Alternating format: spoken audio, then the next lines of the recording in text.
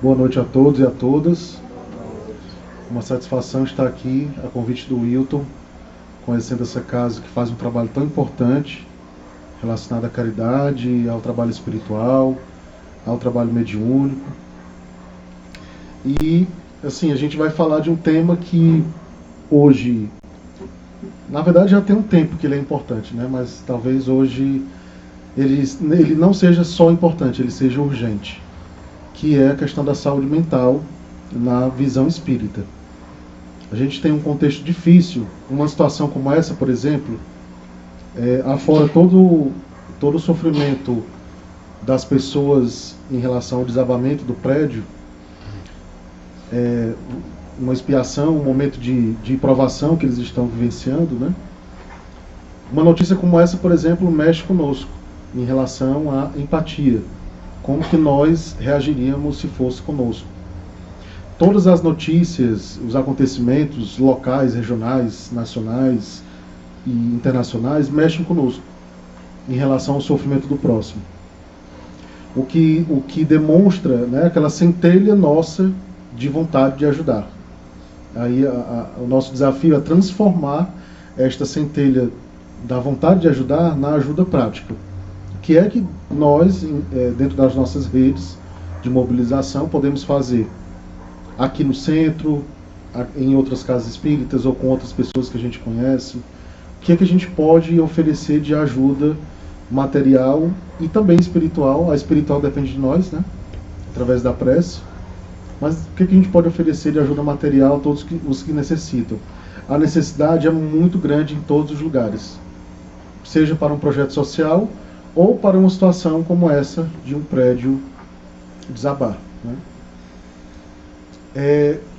Quando a gente coloca a nossa vontade a serviço do bem, a serviço do próximo, a gente desenvolve um antídoto natural para todos os problemas de saúde mental que a gente possa desenvolver.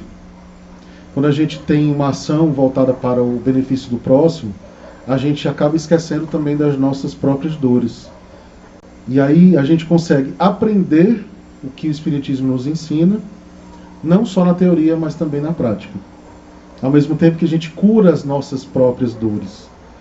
Nós reencarnamos com um conjunto de dores das mais variadas matrizes em relação às nossas vidas passadas.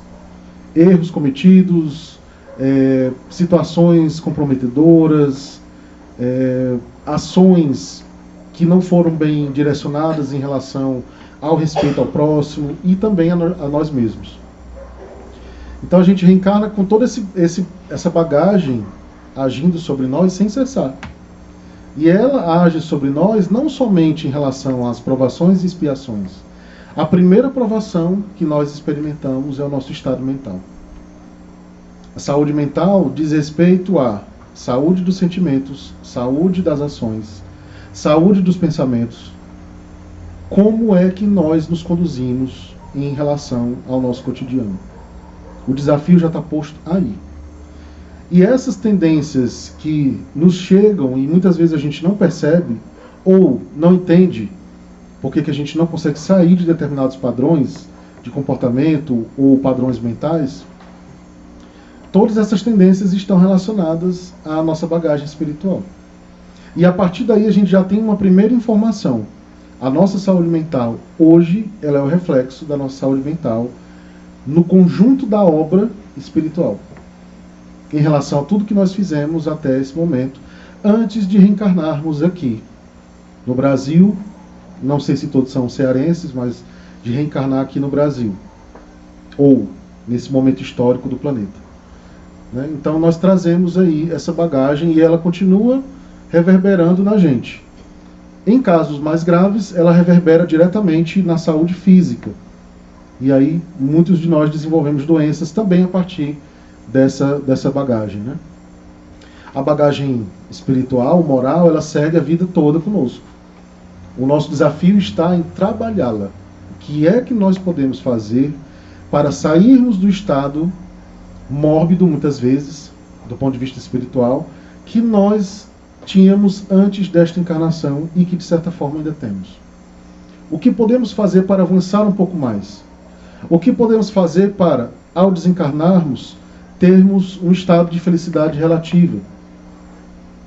Uma felicidade de quem conseguiu cumprir a sua tarefa, conseguiu ajudar o próximo, conseguiu não cometer os mesmos erros. E aí, esses são os nossos desafios.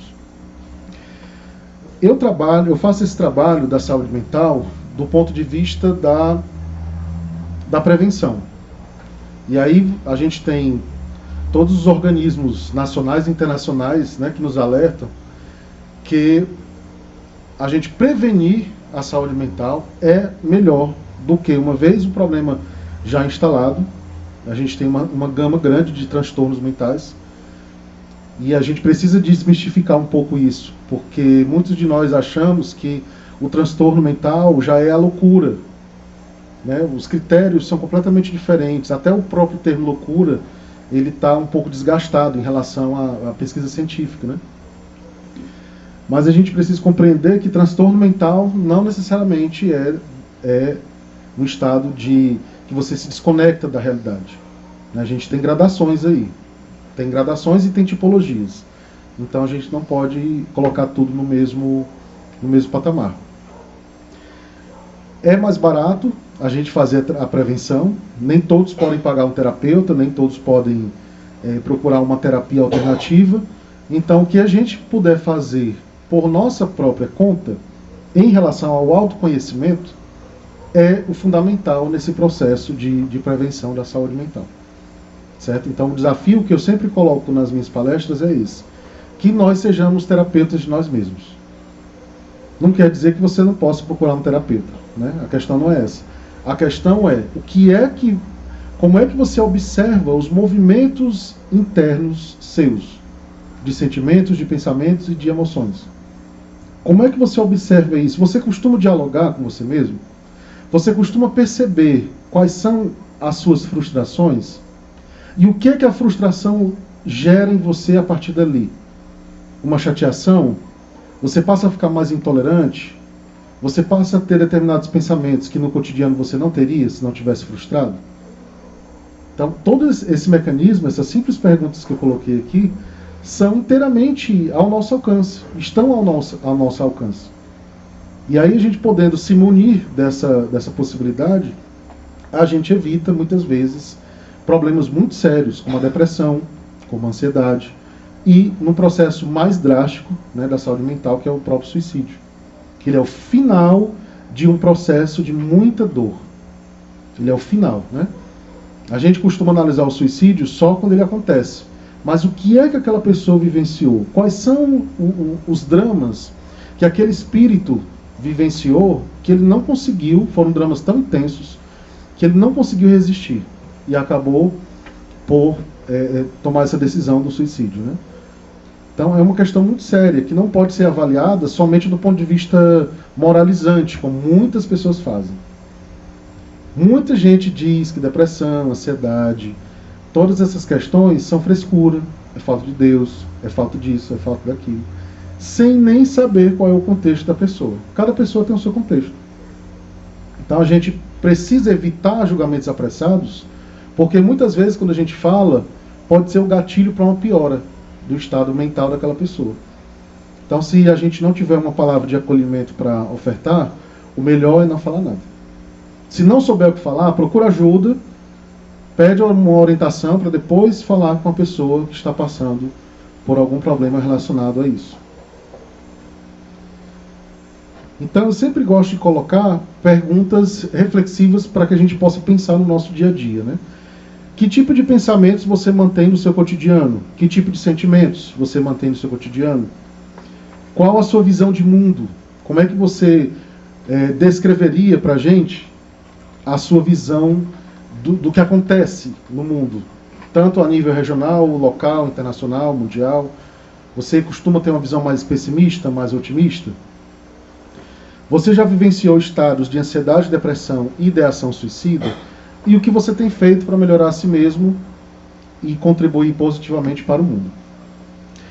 Essa penúltima pergunta, a questão da ideação suicida, uma coisa é você pensar, você em algum momento da sua vida, tem uma situação um pouco mais complexa e você pensar momentaneamente no suicídio como uma alternativa. O fim de uma relação de forma brusca, a perca de muito recurso financeiro, enfim, a morte de alguém. E aí você fica momentaneamente ali fora do seu eixo, o pensamento suicida pode ocorrer. Mas isso é diferente da pessoa que costumeiramente pensa em suicídio. E ela não só pensa, como ela avalia, ela começa a pensar, qual seria o impacto se eu fizesse?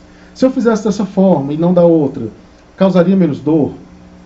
Então, ideação suicida, esse termo, diz respeito a esta pessoa que não consegue mais sair daquele estado de pensamento em relação ao suicídio, certo?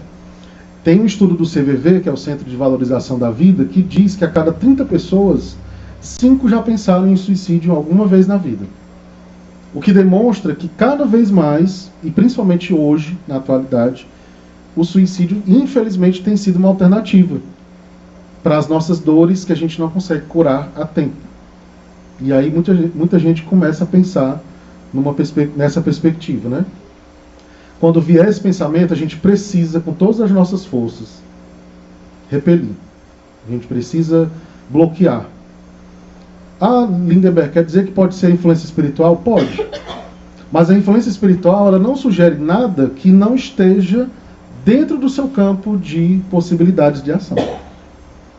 Então, se você não costuma, se você tem muito amor à vida, um espírito obsessor, mesmo sendo seu inimigo, não vai chegar a dizer para você, se mate. Porque ele sabe que o pensamento não vai encontrar ressonância, né?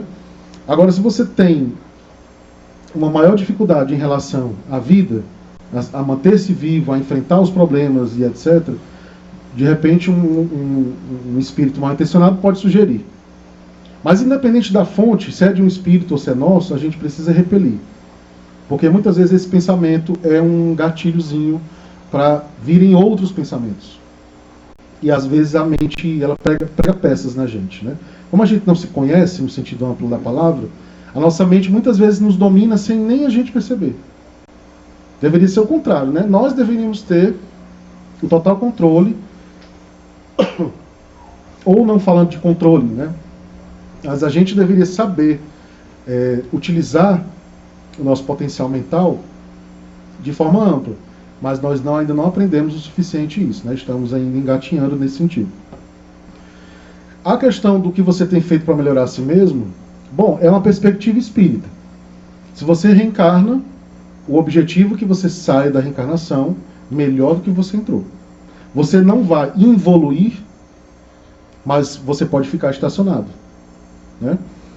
E essa perspectiva também é da Organização Mundial de Saúde, que considera que um dos 4 pilares da saúde mental em dia é quando você se sente útil, você procura melhorar a si mesmo, reconhece as suas habilidades e você se sente útil para o mundo. Então essa pergunta aqui representa esses 2 aspectos, né, tanto na perspectiva espírita como na perspectiva terrena. O mundo está dividido, adoecido, sem rumo. Muito dessa desorientação se deve ao fato da desconexão com nossa vida emocional. É claro que algumas sentenças aqui são muito fortes, né? Quando a gente diz que o mundo está sem rumo, está adoecido. Obviamente não é a generalização, mas a gente vê isso. O adoecimento psíquico da população, ele é cada vez maior. O mundo tem 400 milhões de pessoas com depressão. No Brasil, são 11 milhões. O Brasil é um dos países do mundo que mais tem pessoas com ansiedade. Quando a gente fala em ansiedade do ponto de vista da saúde mental, não é aquela ansiedadezinha cotidiana, não. Ah, eu vou fazer uma prova e eu estou ali muito ansioso para fazer, quero me sair bem. Ah, eu vou para uma entrevista de emprego, estou ansioso ali pelo que eu vou falar. Não é só isso. A ansiedade no contexto clínico da saúde mental é aquele processo que se instala e não vai embora.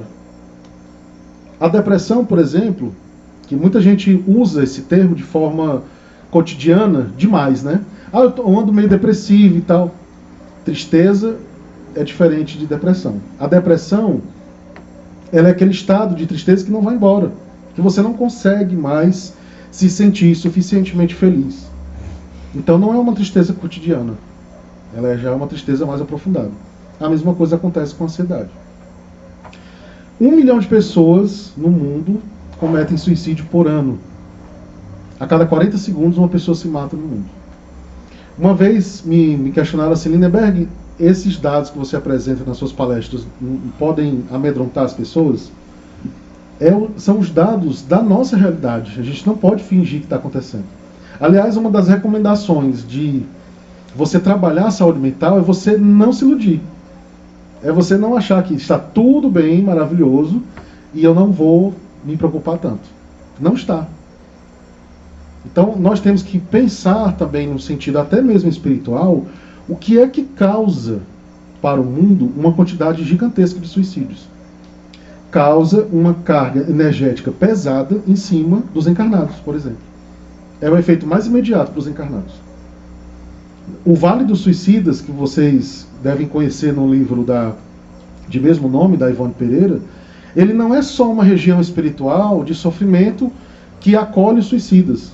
Não é só isso. Ele tem um campo energético próprio. Aquele campo energético fica reverberando na gente. A própria Ivone Pereira passou por uma situação, que ela relata no livro Recordações da Mediunidade, que a colocou à prova em relação a isso. Ela, Ivone foi suicida, né, em outra vida. Isso foi revelado pelos mentores dela. E em 1935, ela foi passar uma temporada na cidade de Petrópolis, no Rio de Janeiro. Ela ia morar numa casa que ficava muito afastada do centro da cidade, próximo a mosteiros.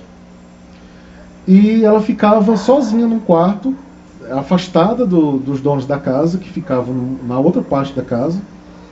E na primeira noite logo em que ela estava lá, ela não conseguiu dormir ouvindo gemidos de dor. Ela não viu nada, ela só ouviu, né? Ela era médium, mas assim, nesse dia ela não viu nada. As noites foram passando, ela também não conseguia dormir da mesma forma, ouvindo sempre aqueles gemidos de dor. Um belo dia ela descobre no sótão uma parte da casa que era um escritório, que estava fechado há muito tempo. Ela passa a usar esse escritório como uma sala de estudos. E isso ela já tinha perguntado aos donos da casa se eles já tinham escutado alguma coisa estranha, e eles disseram, não, nós nunca escutamos nada. Um belo dia, lendo o Evangelho segundo o Espiritismo, ela se depara com a imagem de um homem flutuando no quarto, todo ensanguentado e com muita dor. E os gemidos vinham dele.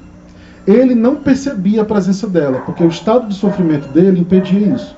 É como se ele tivesse um sofrimento repetitivo e não conseguisse sair daquela situação, né?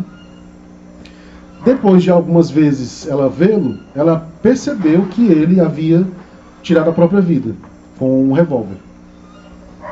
E aí ela passa a querer ajudá-lo. Ela procurou o centro espírita da cidade na época, não recebeu ajuda. Uma pessoa desconhecida contando uma situação inusitada, de alguma forma os espíritas da cidade não quiseram ajudá-la naquele momento. Então ela se viu sozinha, né?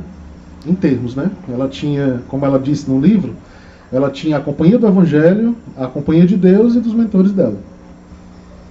O grande papel da Ivone, nesse caso, era ajudar esse espírito de suicida, ela tendo sido suicida em outra vida, e sozinha, entre aspas, ajudar ali, estando naquele cotidiano, sentindo aquela energia daquele espírito. Aí, por que eu estou contando essa história? Para dar um exemplo de como essa energia, que paira muitas vezes sobre nós, ela pode se conectar a gente e dificultar a nossa saúde mental. Ela relata no livro que quando ela sentia a presença dele, era como se fosse um convite a ela cometer suicídio novamente. Por ela já ter sido suicida e ele também, aquela energia ficava realimentando nela aquela sensação. Ela diz que em alguns momentos ela se sentiu tentada a isso. Mas o final da história foi feliz, ela conseguiu ajudá-lo. Os mentores depois revelaram para ela o que é que estava por trás dessa provação. Então um dos espíritos que a orientavam, né, disse que era a vez dela dar o testemunho da ajuda que ela tinha recebido quando ela se matou, né? Então A história deu certo, a aprovação foi cumprida, ela se saiu bem, mas ela poderia ter errado novamente, uma vez que aquela energia dele ainda estava ali impregnando o ambiente e atingindo a ela com muita força, né? Então, nesse adoecimento psíquico, nós temos uma urgência também, que não é só ajudar as pessoas, ajudar a gente e as pessoas e a esses espíritos. Porque enquanto esses ambientes espirituais permanecerem pairando sobre nós, eles continuarão interferindo energeticamente na gente. Então, muitos desses espíritos, inclusive, acham que a sua pena é para sempre, que é uma das características que Allan Kardec elenca dos suicidas, né? Eles nunca pensam que eles vão ter outra oportunidade. Eles acham que aquela situação de sofrimento é para sempre. Eles não vão ter mais as suas dores cessadas, né? Sigamos. Somos espíritos temporariamente vivendo uma experiência material através da reencarnação. Esse pensamento precisa reverberar com força na gente. Então, mais importante do que se dizer espírita, é reconhecer que você é um espírito. Porque quando você reconhece e internaliza essa informação, ela de alguma forma tem que fazer um impacto positivo na sua vida. Porque então você passa a ter um cuidado maior consigo. Você passa a entender que o que você fizer agora vai reverberar depois, vai gerar consequências positivas ou negativas. Muitas vezes a gente se preocupa muito em devorar os livros espíritas, mas a gente esquece de internalizar alguns conceitos que são primordiais. Esse é um deles. Nada nos pertence a não ser a nós mesmos, então todo o conjunto de apegos que nós temos também interferem negativamente na nossa saúde mental. Apego às coisas, às pessoas, ao dinheiro, à posição, ao nome, à nacionalidade e assim vai. Gera um problema sério para o espírito quando ele desencarna, apegado. Porque ele não consegue seguir. Não pensem que os espíritos que vagueiam, não pensem que eles pensam assim, eu tenho muitas oportunidades, mas eu vou ficar aqui porque eu quero. Muitos sequer têm essa consciência de que tem outras oportunidades. Muitas vezes apenas querem ficar do lado da família, dos amigos, ou manter os hábitos que tinham, né? Quando eles estavam encarnados.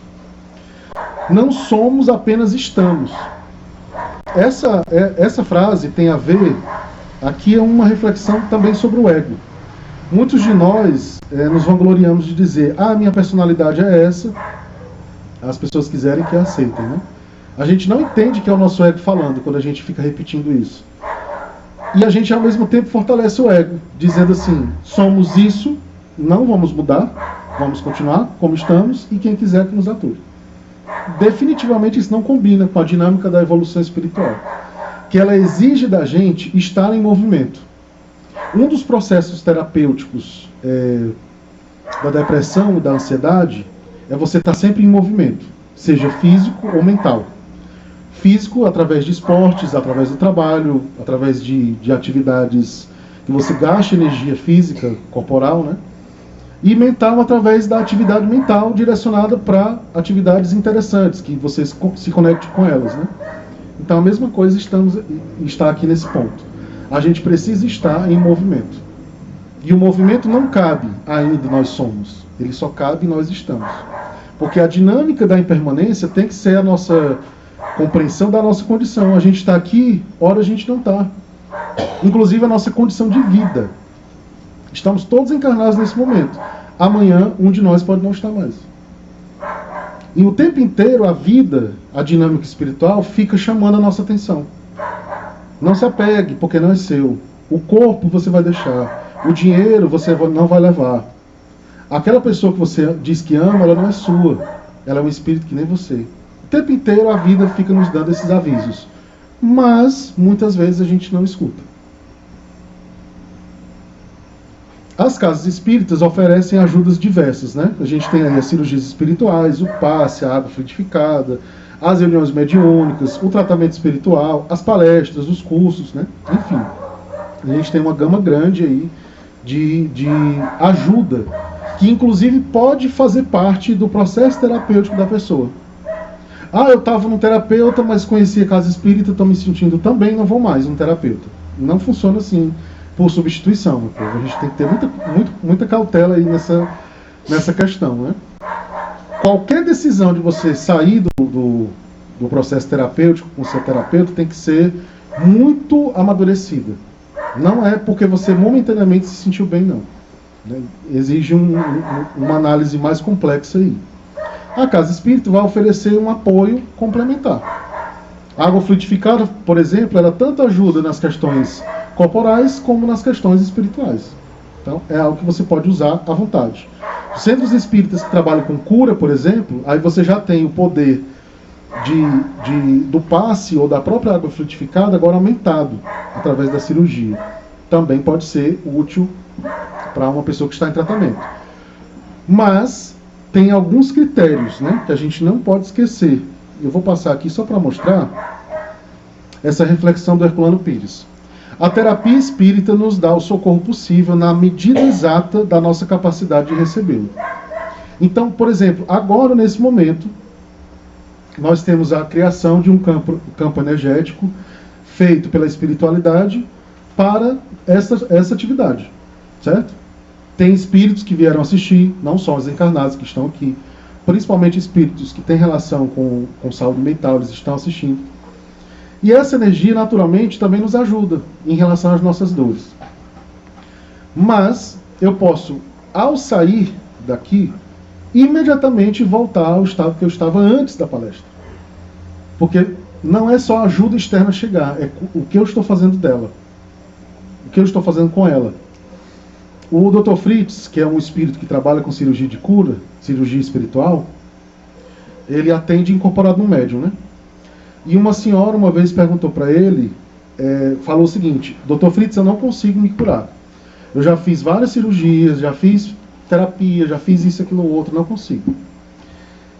Quem já teve a oportunidade de ser atendido por ele ou conversar com ele, sabe que ele não tem papas na língua, como a gente fala. E ele olhou para ela e disse assim: mas você não se cura porque você não quer. E encerrou o assunto. Mas o que é que está por trás dessa frase tão simples? Não adianta você fazer cirurgia e sair da cirurgia você continua sendo exatamente a mesma pessoa que você entrou. Você não muda o seu padrão vibratório, você não muda as atitudes, não muda os pensamentos, não muda os sentimentos. Muitas vezes tem gente que não faz nem a dieta que é passada após a cirurgia. Gente, a energia vai estar lá agindo, mas ela, para ser potencializada, ela depende da pessoa. Se a pessoa não está fazendo nada disso, a energia vai cumprir um papel ali rápido e vai ser dissipada. É um princípio básico do trabalho com energias espirituais. Aproveitando, né, dia 11, dia 10 de novembro ele vai estar aqui. Pronto, perfeito. O Roberto e o Dr. Fritz. Ah, ótimo. Eu virei nesse dia também. Eu admiro muito o trabalho do Roberto. E do Dr. Fritz também, que apesar de não ter papas na língua, né, ao mesmo tempo ele trabalha com muito amor e muito respeito a todos nós, né?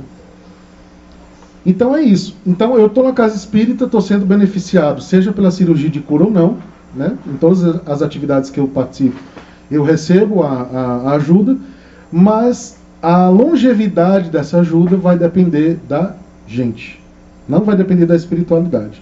Não é falta de poder da espiritualidade, é porque tudo acontece sob leis lógicas que não dão saltos na natureza, certo? Então é uma questão para a gente pensar. Então aquela questão que eu falei do julgamento moral em relação a pessoas que estão com sofrimento psíquico, né? Quando uma pessoa está se afogando, é hora de socorrê-la e não de ensiná-la a nadar. Então, às vezes, principalmente nós espíritas, podemos incorrer no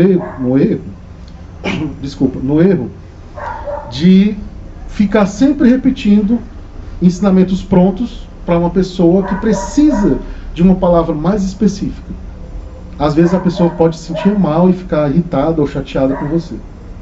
Então, a gente precisa analisar, o pessoal que trabalha atendimento fraterno, por exemplo, né? A mesma coisa que eu vou falar a mesma coisa que eu falo em relação aos terapeutas. Não pode ser a mesma metodologia para todo mundo. Você tem que ter um processo mais empático para você perceber o que você pode falar naquele momento. Você não pode ficar simplesmente repetindo, leia o Evangelho, leia o Livro dos Espíritos, faça isso, faça aquilo, como se fosse um conjunto de orientações genéricas. Às vezes a pessoa se sente mais frustrada quando ela escuta esses conselhos muito genéricos, né? Então a gente precisa ter essa cautela. Então, essa recomendação tem a ver com essa reflexão, né? Conheça todas as teorias, domine todas as técnicas, mas ao tocar uma alma humana, seja apenas outra alma humana. Afinal de contas, quem está com um adoecimento psíquico precisa de apoio. Ainda no âmbito das perguntas reflexivas, né? Se você pudesse comer as suas próprias palavras, a sua alma seria nutrida ou seria envenenada? Quais são os discursos que nós cotidianamente falamos com as pessoas? Nós acolhemos a piada preconceituosa? Nós acolhemos aquela fala de julgamento que o outro nos traz? Nós acolhemos a fofoca? Nós acolhemos... O que nós acolhemos quando o outro vem conversar conosco? Ou o que nós propomos de conversas? É algo para a gente pensar também. Se eu sempre participo da mesma lógica de conversa, por mais que eu diga, não, mas eu estou conversando só por uma questão social, eu não concordo com aquilo, não. É muito pouco do ponto de vista espiritual. E isso será cobrado também da nossa parte. Então, com quem eu converso e sobre o que eu converso é determinante também para o nosso processo de saúde mental. Eu não posso querer estar em paz, para falar de uma forma bem simples, né? Eu não posso querer estar em paz se eu cotidianamente falo mal das pessoas. Se eu tenho perspectivas ruins das pessoas, das situações. Não tem como. Não tem como eu ser egoísta e querer que a vida me ajude a ter um estado de paz interior. Não tem como. Ou a gente muda o nosso padrão, ou o sofrimento não vai embora. Se você pudesse comer os seus sentimentos e pensamentos, a sua alma seria nutrida ou envenenada? Então isso aqui tem a ver ainda com essa questão da autocura que eu estava colocando, né? Se eu mantenho determinado padrão de pensamento e sentimento que não é elevado no meu cotidiano, não tem como eu estar tranquilo. Em algum momento, o meu adoecimento psíquico ou até corporal, porque a depressão, por exemplo, ela é a segunda maior carga que atinge as doenças físicas no mundo. Segunda. Né? Então, pessoas com adoecimento através da depressão desenvolvem uma série de doenças físicas. Essa relação corpo, mente, espírito, ela está posta para a gente também. Então, se eu não estou bem do ponto de vista espiritual, eu não vou estar bem do ponto de vista mental, e é uma questão de tempo para atingir o corpo. Mesmo que eu não tenha uma doença grave no meu planejamento reencarnatório. Mas eu posso desenvolver algumas doenças já estando aqui, devido a essas questões da saúde mental. Então, sem saúde mental não há saúde. É uma questão que a gente tem que fortalecer na gente. Se eu não estou bem do ponto de vista mental, espiritual, se os meus sentimentos não estão concordando com as minhas atitudes, eu preciso chegar num ponto de equilíbrio. Eu só me sinto bem quando eu estou na casa espírita. Mas o desafio não está aqui. O desafio está no cotidiano. Com aquela pessoa chata do seu trabalho, com o filho que lhe dá trabalho, com a esposa, com o marido, com o irmão, com a tia, com os amigos, que às vezes nem são tão amigos assim. A maior prova está aí. Quando a gente chega na casa espírita, a gente é acolhido, a gente se sente bem, a gente toma um café, conversa, participa dos projetos. É que nem na colônia. Eu costumo dizer que, por que é que a gente tem que reencarnar, Lindenberg? Porque na colônia, você não é colocado à prova. Não da forma como aqui na matéria. Então você trabalha, todo mundo tem onde viver, ninguém vive na rua, todo mundo tem do que se alimentar, aqueles que ainda se alimentam. Você tem a oportunidade de trabalhar. Todo mundo na colônia. Aqui na matéria, não é dessa forma. A gente é testado desde sempre. Lutar pela existência, estudar, trabalhar, ter que lidar com diferentes tipos de pessoa. Isso já é para nos ajudar na evolução. Só que muitas vezes a gente se perde no meio do caminho. Ao invés de ajudar, acaba nos atrapalhando. Porque a gente muitas vezes não consegue ressignificar o que a gente vivencia. Esse é um ponto importante. Qual é o significado que você dá a cada situação que acontece com você? Tem pessoas que costumeiramente transformam qualquer situação de desagrado num problema gigantesco. E quando isso acontece, todas as outras situações parecem problemas. Daqui a pouco a pessoa está numa bola de neve que ela não consegue mais sair daquele estado vibratório, né?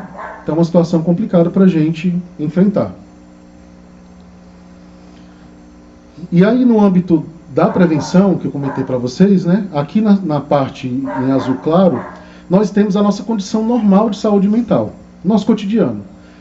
Os níveis de estresse normal, se tem problemas ou não, a nossa tensão mental ou não, das situações que ocorrem, algum sofrimento momentâneo que possa chegar até a gente, né? Quando a gente vai para o segundo nível, a gente já tem um problema de saúde mental, certo? Que aí a gente tem variados matizes, tá? No último nível, a gente já tem um transtorno mental, que aí já é a doença mental já instalada e que muito provavelmente nesse último nível você sozinho não consegue mais sair. Você precisa da ajuda de um terapeuta ou de uma terapia alternativa ou não, né? Tem pessoas que são mais ortodoxas em relação a isso, tem pessoas que já gostam de terapias alternativas com energias da natureza, né? Enfim, depende muito da necessidade de cada pessoa.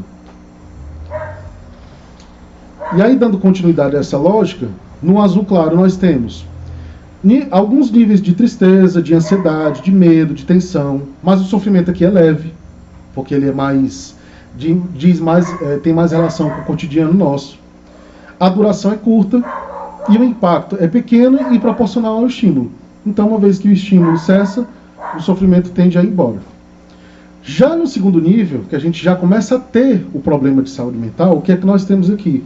O sofrimento já é moderado, já tem algumas consequências no cotidiano físico da pessoa. Então a gente já tem insônia, irritabilidade, tensão, medo, o desenvolvimento de fobias que você nem imaginava que você tinha. Tudo começa a partir aqui desse nível.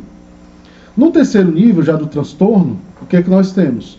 Sintomas repetitivos, incapacidade de superação, você se sente nessa incapacidade de superar aquelas questões. O sofrimento já é grande, a duração é prolongada e o impacto também é grande. Certo?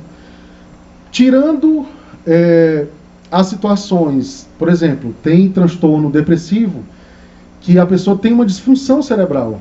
Ela, através das suas atitudes e sentimentos, sozinha ela não consegue mudar aquele quadro. Ali é uma questão orgânica, né? Então, por isso que muitas precisam também da medicação psiquiátrica.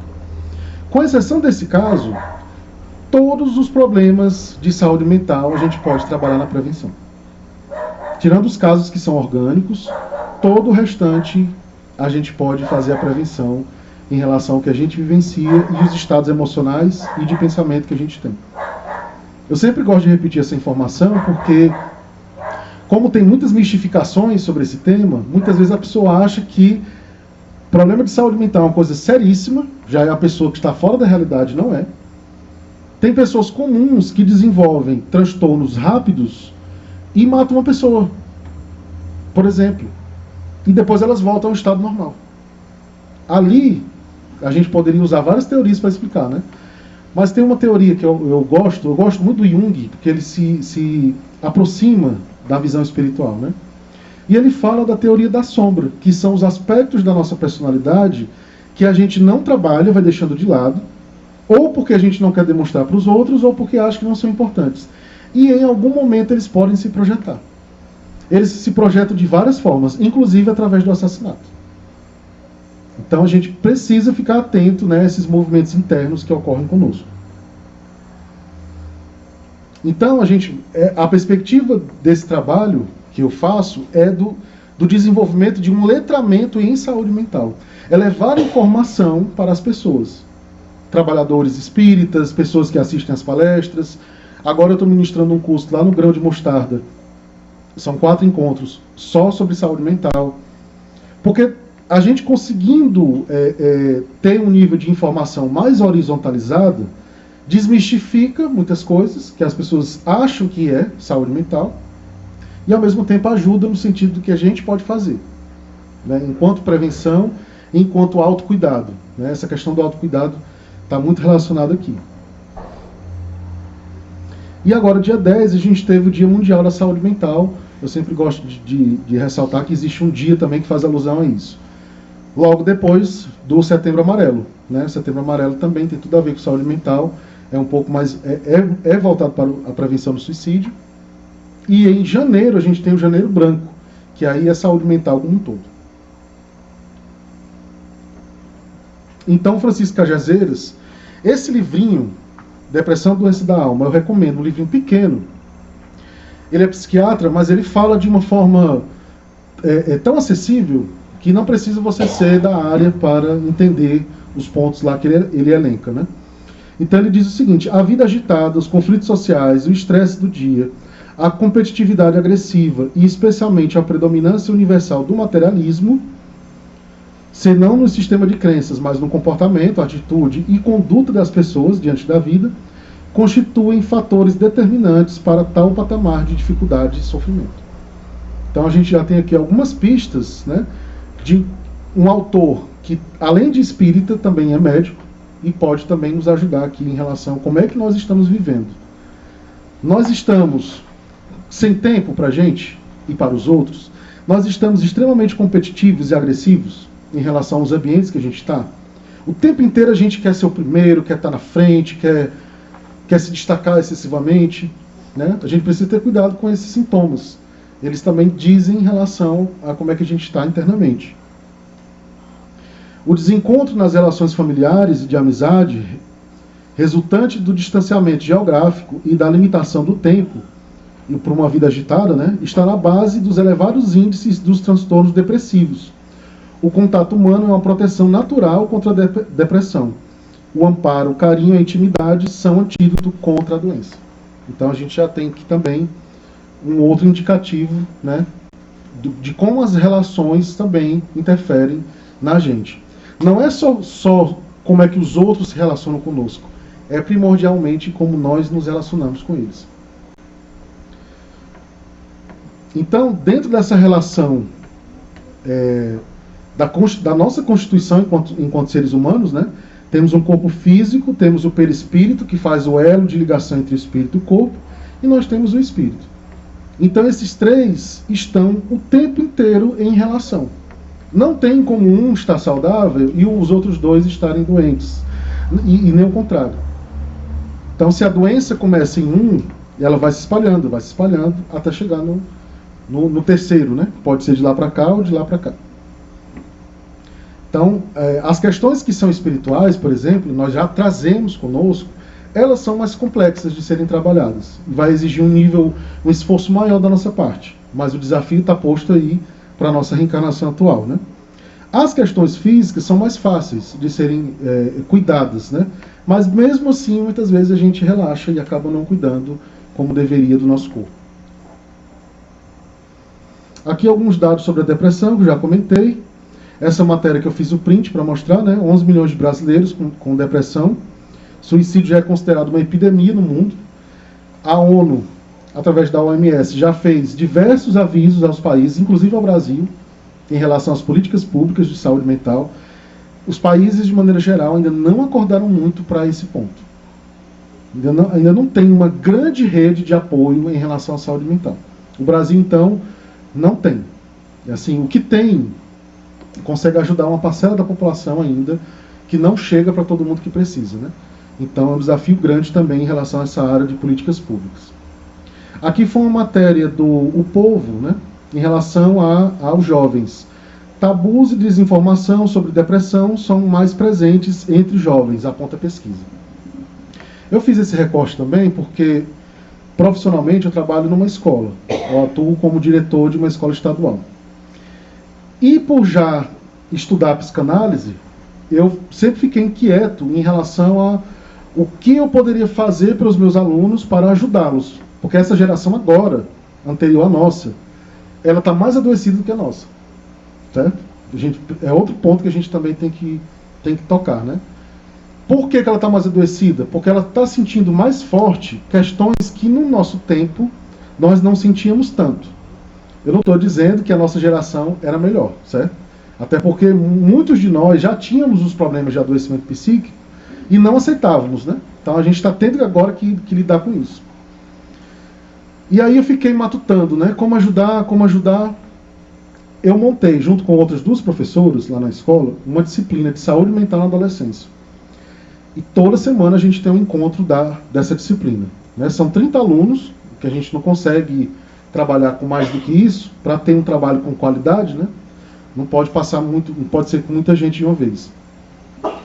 E a gente leva essas informações que eu trabalhei com vocês aqui, a gente leva para eles, enquanto reflexão, mas a gente se utiliza de diversas metodologias de terapêuticas com eles, né? Então a gente já trabalhou constelação familiar, biodança, meditação, a gente já fez um joguinho da saúde mental, a gente desenvolveu um pequeno joguinho com perguntas e respostas sobre saúde mental, né?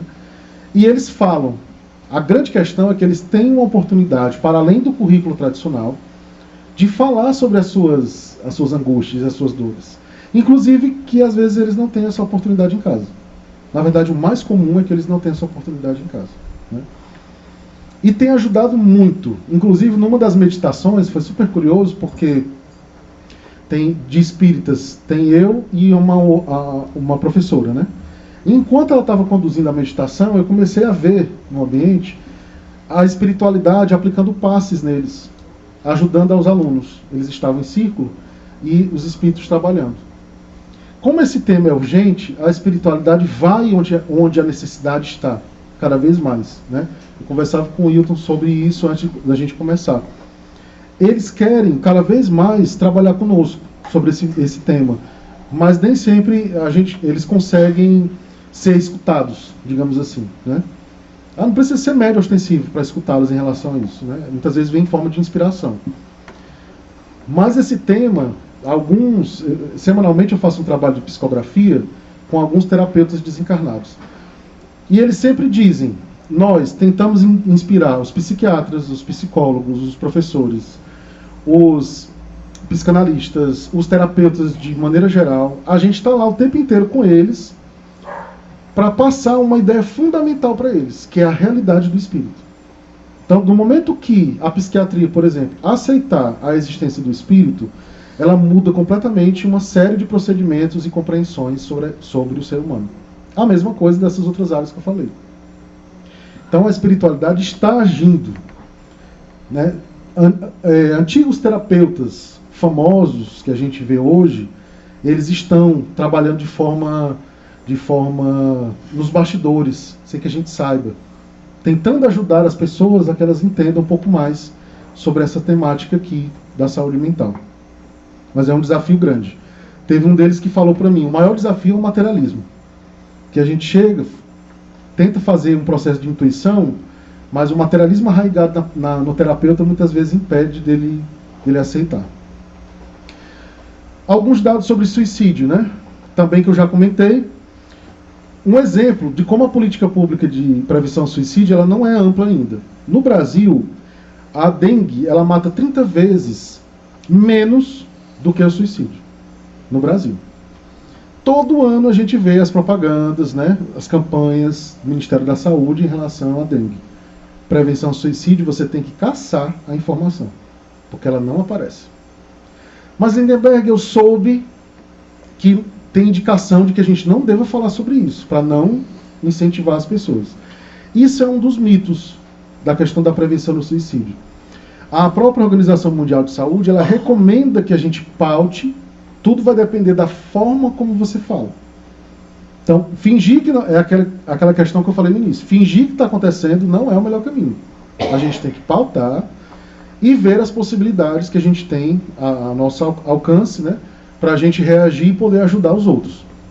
Mas tem essa recomendação de que a gente fale, só que fale com responsabilidade.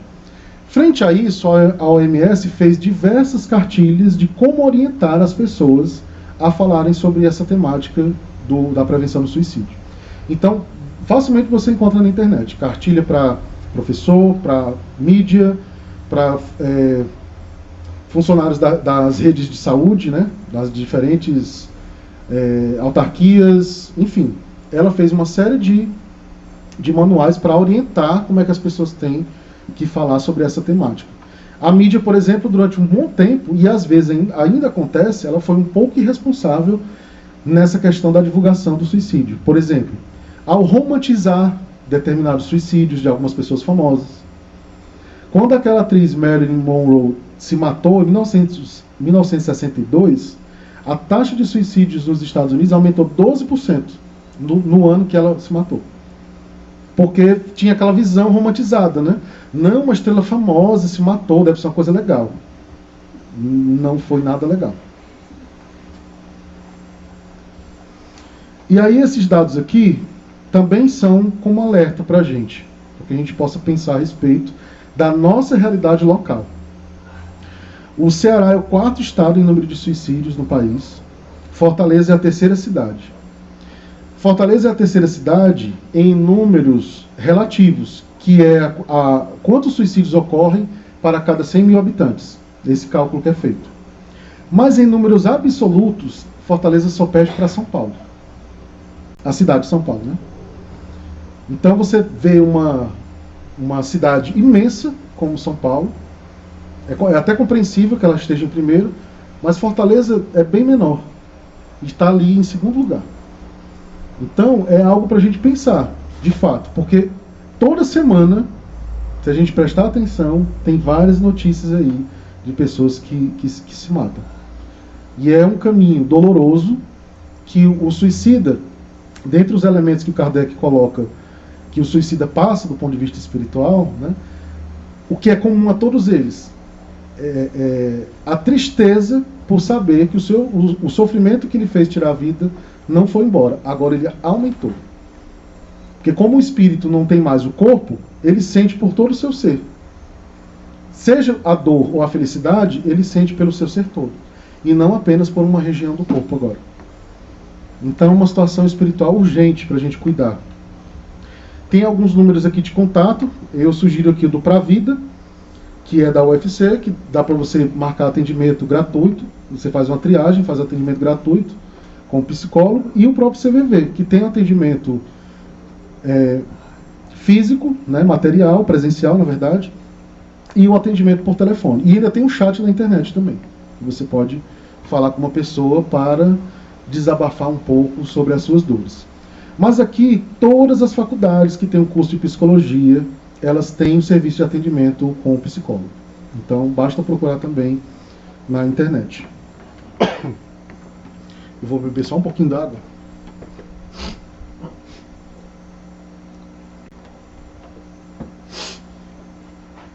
No Brasil, 79% dos casos notificados, porque esses dados ainda não incluem os dados que não são notificados, né? Como é um tabu, muitas famílias nem informam que o motivo da causa da morte foi suicídio. Aí não entra na estatística, então esse número pode ser ainda maior, né? Então, dos casos notificados no Brasil, 79% são cometidos por homens. E aí eu me dirijo agora especificamente aos camaradas que aqui estão.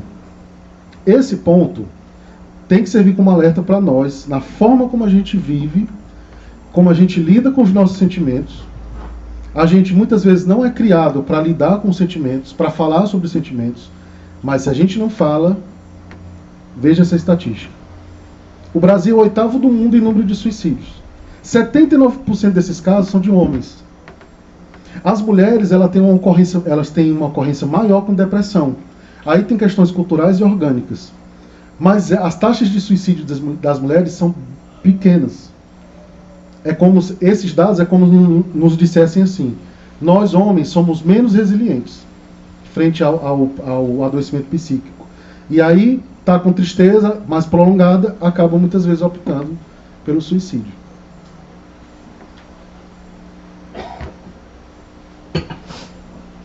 Então a gente precisa cuidar, né, nós homens, da nossa saúde mental também.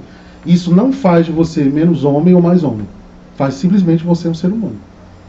Então, se esconder atrás, muitas vezes, de uma masculinidade tóxica, você pode entrar aqui nessa estatística. Eu acho que ninguém quer entrar nessa estatística, né?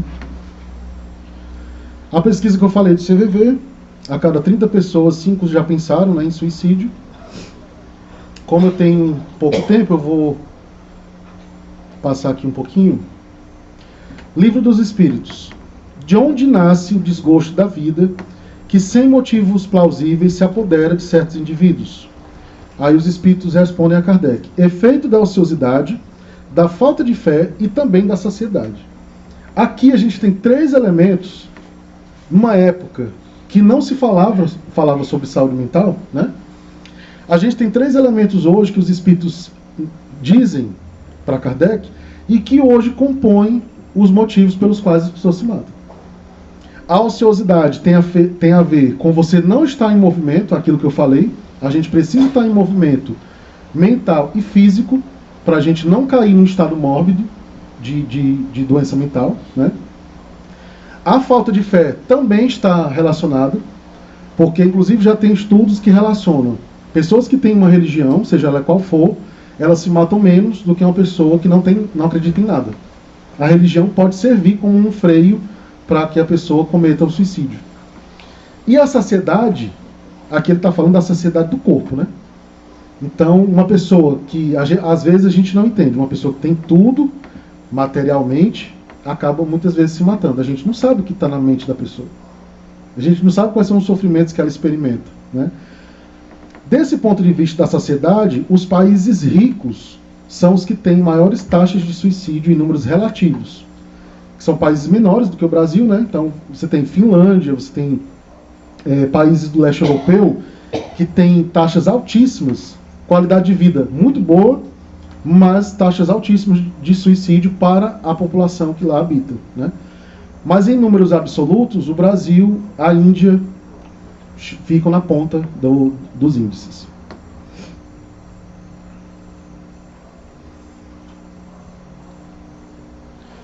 No livro Nas Fronteiras da Loucura, o espírito Manuel Filomeno de Miranda nos diz o seguinte: são os sexólatras, os violentos, os exagerados, os dependentes de viciações de qualquer natureza, os pessimistas, os invejosos, os amargurados, os suspeitosos, os incondicionais, os ciumentos, os obsidiados, aqueles que mais facilmente transpõem os limites da saúde mental.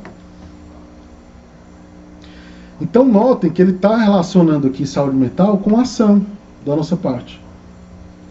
Se nós não somos o que está descrito aqui, provavelmente nós já fomos. E aí eu trago ainda, cada um de nós traz ainda o conjunto dessas experiências para o hoje. E elas reverberam na gente de forma, cada um vai reverberar de uma forma, né? Por exemplo, uma pessoa que comete suicídio, normalmente, não é uma regra, tá? Normalmente ela já fez uma outra vida. Por quê? Aquela energia continua com ela, de certa forma. Para ela dissipar, a providência mais urgente é ela não fazer mais. Já é a primeira ação que ela tem que cuidar e fazer. O que mais ela pode fazer? Ela tem que descobrir o que é que gerou aquele sofrimento, que isso nasce de um sofrimento moral, né? Para que ela possa combater. E aí a gente tem a ação no bem, em benefício do próximo, a caridade, o autoconhecimento como formas de fazer esse combate. A mesma coisa em relação à depressão e ansiedade, por exemplo. Normalmente já tem um histórico espiritual da pessoa. Uma pessoa não reencarna do nada, pronto, vai ser uma pessoa depressiva. Não é do nada. Existe aí uma relação espiritual. O Francisco Cajazeiros fala exatamente dessa questão da hereditariedade corporal, que na verdade ela é materializada pela hereditariedade do espírito. É o espírito que imprime no seu corpo os estados que ele vai experimentar agora.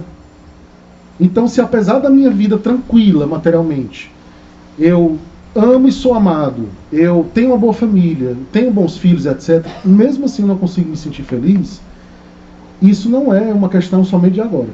Ela está relacionada aí com a minha trajetória espiritual. No livro Céu e Inferno, que eu recomendo também a leitura, tem um capítulo só sobre os suicidas. E lá Toda essa reflexão que eu fiz aqui, a gente pode encontrar lá em forma de casos, estudos de casos. São apresentadas situações, tanto que levaram aquelas pessoas a se matarem, como o pós, né? Como é que elas estão agora no plano espiritual? Como é que elas se sentem? O que é que elas estão experimentando, né? E aí todo suicídio tem um agravante e tem um atenuante. As consequências não são necessariamente as mesmas. Tem um caso, nesse capítulo, de um casal, que um homem e uma mulher, na verdade, eles não eram um casal ainda, né? Mas era assim, tinha um casal e o amigo do marido, o melhor amigo do marido, ele se apaixonou pela esposa e ela por ele. Como eles gostavam muito do marido, eles não queriam traí-lo, e como eles acreditavam na vida após a morte, eles decidiram se matar para não gerar o processo, não gerar a traição, né? Deixaram uma carta explicando tudo. Como eles estavam pensando numa segunda pessoa, ou nesse caso numa terceira, foi levado em consideração como atenuante. E eles, relativamente, frente aos outros, eles estavam com menos sofrimento do que os outros que são apresentados. Porque o atenuante foi esse, pensar em alguém. Eu não estou fazendo isso apenas por mim, também estou pensando em alguém para não atingir esse alguém. Mesmo que seja um pensamento meio torto, né? Porque a morte, os dois se suicidando e deixando uma carta também gerou sofrimento, né? Para o marido. Só que qual era a grande provação dos dois? Eles estavam no mesmo ambiente espiritual e não conseguiam se ver. Se o motivo foi esse, então a primeira punição deles ia ser essa. Eles não iam se encontrar no plano espiritual durante um bom tempo. Certo? Então, só aqui para dar um exemplo do que tem nesse capítulo.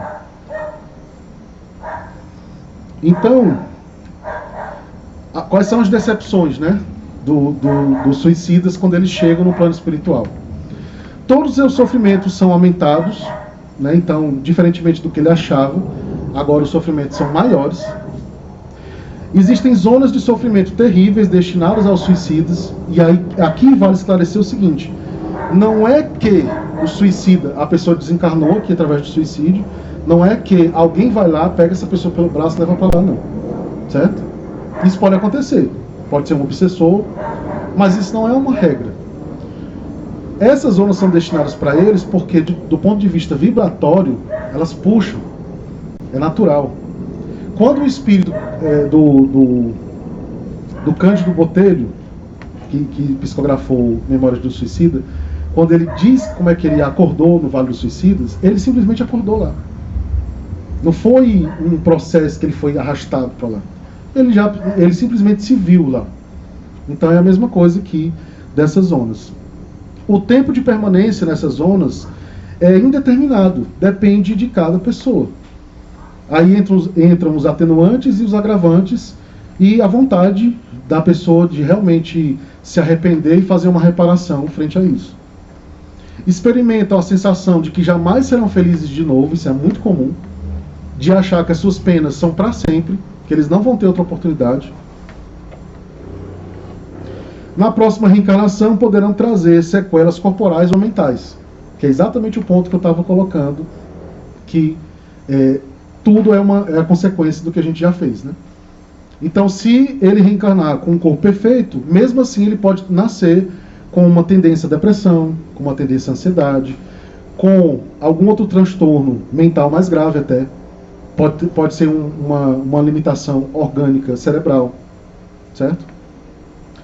Numa próxima vida, a ideação suicida pode persistir, mas também não é uma regra. Vai depender muito da determinação que aquele espírito tem de fazer diferente agora nessa existência. E ele se vê às voltas com vampiros espirituais, né? Porque essa parte também tem que citar, né? Quando a gente parte dessa forma infeliz através do suicídio, o nosso perispírito ainda fica impregnado de fluido vital. Porque o fluido vital só vai embora, efetivamente, com a morte natural. Então, como ele fica lá impregnado, esses espíritos aproveitadores, né, passam a se utilizar desse fluido vital para o benefício próprio. Então, eles são como vampiros.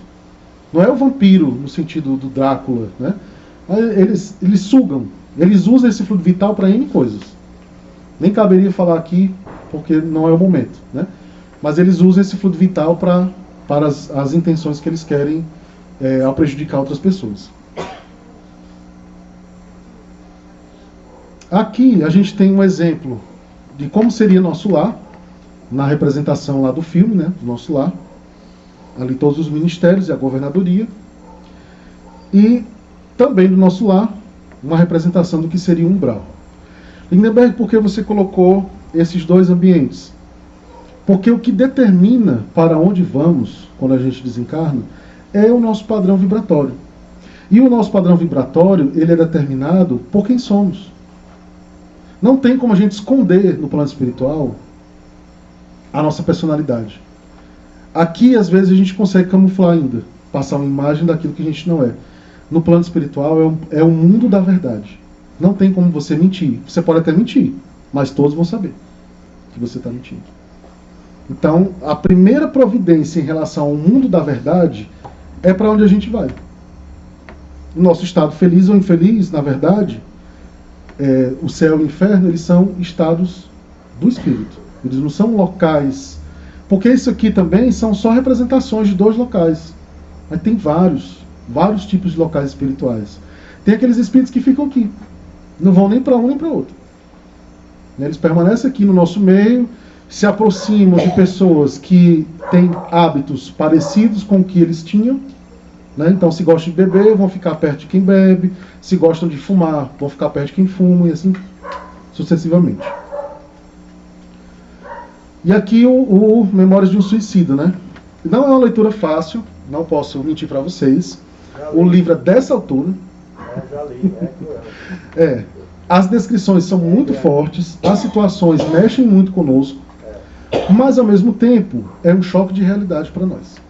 Então eu sempre considero que a leitura dele também pode nos ajudar em relação aos nossos sofrimentos. Eu descobri na leitura desse livro aí, viu, Guilherme, que o homem bomba não recebe as promessas. Exato. Não recebe. Todas essas promessas não são cumpridas, né? E aí, para a gente conduzir para o encerramento, as causas das aflições. Todos nós temos dores, temos alguma dor, alguma coisa não ressignificada na nossa vida. Todos nós temos. Os espíritos superiores dizem a Kardec que, independente da pessoa, todos que estão reencarnados sofrem. Pode ter sido a irmã Dulce ou a gente. Todos que passaram pela Terra de alguma forma sofreram, certo? Porque ainda precisavam, né, daquele aperfeiçoamento através do próprio sofrimento, né? E ao mesmo tempo eles nos fazem alguns alertas em relação às nossas aflições atuais.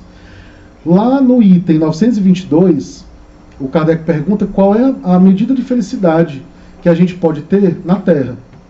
E aí eles dizem: para a vida material, a posse do necessário; para a vida moral, a consciência pura e a fé no futuro. Então, quantos de nós, do ponto de vista material, só temos o que precisamos, efetivamente? Quantos de nós não ficamos ansiosos para trocar de celular, de computador, de carro, para fazer uma viagem não sei para onde? Eu adoro viajar. Mas para algumas pessoas a viagem também é um status. Eu tenho que dizer que eu fui a Paris. Eu tenho que dizer que eu fui a tal lugar. Né? Como se o outro tivesse interessado em saber, né? Exato. O Instagram é a rede social da felicidade. Mas é o status, né? É o status. Eu fui a Paris, eu fui a Inglaterra, eu fui não sei onde, quero mostrar que eu posso. Exato. A gente sempre quer construir uma imagem do que nos diferencia do outro. Do ponto de vista humano, isso é prejudicial. Porque é a mesma coisa que a gente faz, por exemplo, em relação às religiões. A gente fica destacando o tempo inteiro o que é que elas discordam. E a gente esquece de dizer o que é que elas concordam, que inclusive é mais importante. Uma religião discordar da outra do ponto de vista do dogma é o esperado. Mas essencialmente, será que elas não convergem? Ficar nos diferenciando pela posição social ou pela capacidade de posses tem um limite também. E cria para nós uma ilusão espiritual. Quando a gente desencarna, eu lembro de ainda do Céu e Inferno, uma antiga rainha deu um comunicado para o Kardec, né, através da psicografia, ela extremamente petulante no plano espiritual. Não teve consequência nenhuma para ela desencarnar e ser igual a todo mundo. Ela ainda estava na mesma posição que ela se achava, superior, né? Então a gente precisa ter cuidado com isso. A gente cria uma série de necessidades artificiais para a gente e elas danificam muito, elas prejudicam muito o nosso estado mental. Porque se elas são artificiais, uma vez que a gente não consegue mais alimentá-las, vem a frustração. E a frustração, gente, cuidado com ela. Porque não sendo trabalhada, não sendo ressignificada, você pode entrar num caminho bem tortuoso. A teoria da sombra que eu falei, ela não é só do indivíduo, ela também é de grupos. Se a gente fosse analisar o nazismo do ponto de vista psicanalítico, a gente encontraria ali um conjunto de frustrações individuais que se juntaram e se projetaram socialmente para dizer que determinados grupos não eram dignos de estar ali. E aí, em Auschwitz, mais de 1 milhão de pessoas foram mortas por conta disso. Né? Então, é algo para a gente pensar. O filósofo alemão Adorno, ele nos alerta que a barbárie, ela não é mais uma possibilidade. Ela já é real. Ela aconteceu em Auschwitz, ela aconteceu com a escravidão. Ela só fica de tempos em tempos adormecida. Se a gente não tomar cuidado, daqui a pouco a nossa frustração individual faz com que a gente atente contra a vida de alguém. Parece uma coisa muito distante da nossa realidade. Mas muitas pessoas com perfis assassinos, elas têm uma vida comum. Comum, você não suspeita, não tem nenhuma dica que diga que ela poderia um dia matar uma pessoa. Tem um outro caso que não dá tempo de citar agora, de um psicopata em série, russo, um assassino em série, né? Psicopata, perfil psicopático, que ele era um senhor de 54 anos, avô, pai, bom marido, bom pai. Não tinha como ninguém suspeitar. Tanto que demoraram muito tempo para descobrir que ele era o assassino daquelas 30 pessoas que foram mortas na região onde ele morava. Então não tem como a gente identificar muitas vezes de pronto como que essas frustrações nossas, das nossas necessidades artificiais, como é que elas podem se projetar. E aí, para terminar, no Livro dos Espíritos, a mais meritória das virtudes é a caridade. O vício mais radical é o egoísmo. Então a gente tem aí os dois exemplos máximos para onde a gente tem que ir e do que a gente tem que fugir. Eu falo fugir de forma figurada, né? Mas o egoísmo também precisa ser trabalhado. E de preferência de forma consciente. Eu preciso analisar se eu realmente estou conseguindo vencer o egoísmo. Conceito de caridade do Livro dos Espíritos. Benevolência para com todos, indulgência para com as imperfeições alheias e perdão das ofensas. Esse é o nosso desafio grande, né? Porque a gente hoje mesmo, a gente fica na sintonia de julgamento o tempo inteiro. Hoje, quando tiveram as primeiras notícias do desabamento, eu vi pessoas, sequer sabendo o que estava acontecendo, julgando a situação.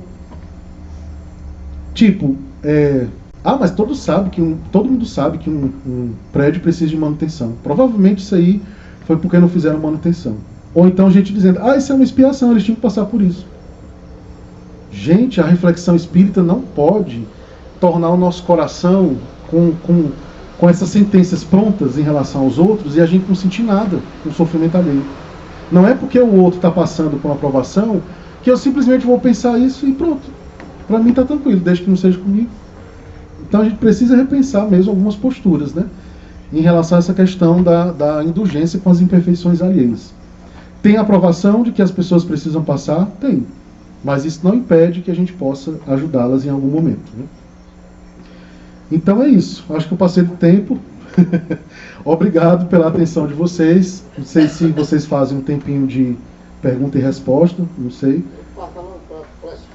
Pronto. Então vamos fazer a nossa prece, né, para a gente encerrar a nossa palestra de hoje.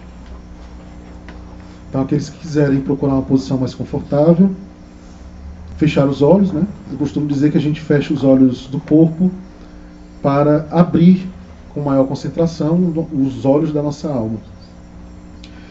Que a gente possa, a partir dessas reflexões, nos fortalecer no bem, naquilo que a gente precisa fazer. A maior parte daquilo que a gente precisa fazer para evoluir, a gente já sabe. A gente não precisa de uma grande revelação espiritual para vir nos dizer o que precisamos fazer. Muitos de nós já sabemos. Boa parte da nossa tarefa, da nossa missão, já é do nosso conhecimento. Então, o desafio para a gente está agora em colocar em prática aquilo que a gente veio desenvolver com a nossa reencarnação, para o nosso progresso e, por consequência, para o progresso da humanidade. Que a gente possa aproveitar as oportunidades, nos fortalecermos no caminho do bem, da caridade, e que a gente possa desenvolver a empatia para com o nosso próximo. E sempre encarando o sofrimento alheio também como uma oportunidade de aprendizado, mas isso não deve secar o nosso coração para os sentimentos que estão relacionados à empatia. Que a gente possa se fortalecer também no âmbito da saúde mental, trabalhando de forma consciente as nossas dores, as nossas frustrações, as nossas raivas, para que aos poucos a gente possa também ter um bom combate em relação a alguns pensamentos e estados mórbidos que nos atingem. Que possamos, enfim, ter uma boa semana, com mudança de atitude, com mudança de pensamentos, de sentimentos, para que a gente possa cada vez mais estar mais próximo mesmo da espiritualidade e do nosso próprio anjo guardião. Que assim seja. Muito obrigado.